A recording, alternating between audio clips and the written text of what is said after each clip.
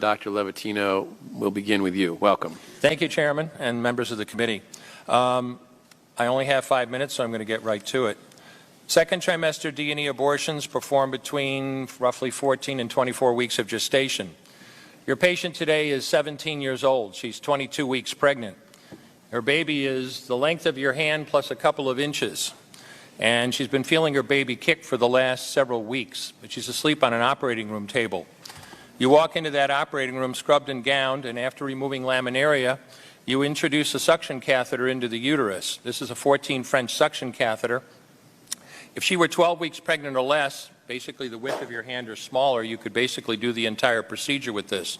But babies this big don't fit through catheters this size.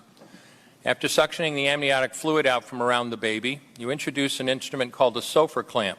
It's about 13 inches long. It's made of stainless steel. The business end of this clamp is about 2.5 inches long and a ½ inch wide. There are rows of sharp teeth. This is a grasping instrument. When it gets a hold of something, it does not let go.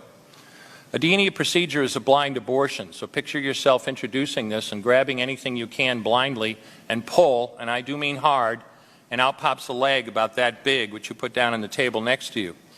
Reach in again, and pull out an arm about the same length, which you put down on the table next to you.